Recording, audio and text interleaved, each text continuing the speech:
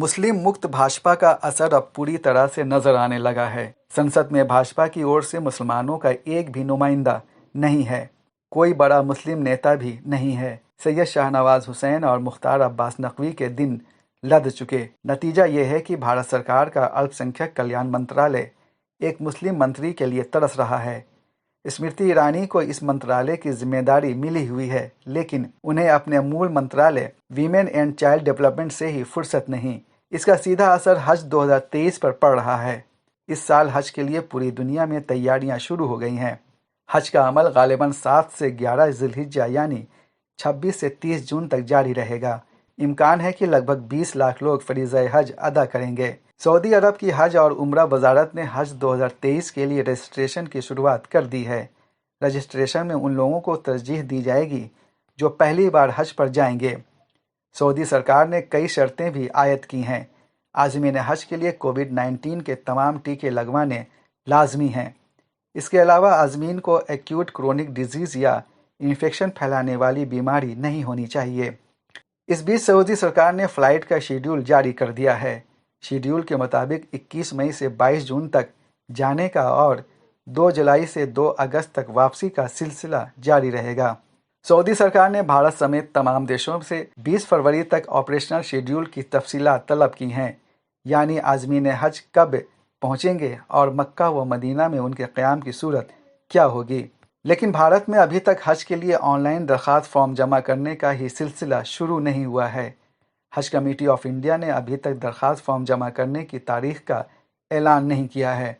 हज 2022 के लिए 1 नवंबर से ही दरख्वास्त फॉर्म जमा करने का सिलसिला शुरू हो गया था, जो जनवरी तक जारी था। इस बार जनवरी ख़त्म होने को है, लेकिन हज फॉर्म जमा करने की तारीख का ऐलान नहीं हुआ है। इसका सबब नई हज पॉलिसी का जारी ना होना बताया जा रहा है। हर 5 साल पर हज पॉलिसी बनाई जाती है। 2018 में बनाई गई पॉलिसी की मुद्दत ख़त्म हो चुकी है, जबकि 2023 की हज पॉलिसी अब तक जारी नहीं हुई है।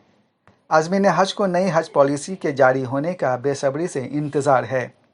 वे यह जानना चाहते हैं कि इस बार हज पर जाने में कितना पैसा खर्च होगा और पिछले साल के मुकाबले खर्च में कुछ कमी होगी या नहीं। 65 साल से ज़्यादा उम्र वाले जा पाएंगे या नहीं।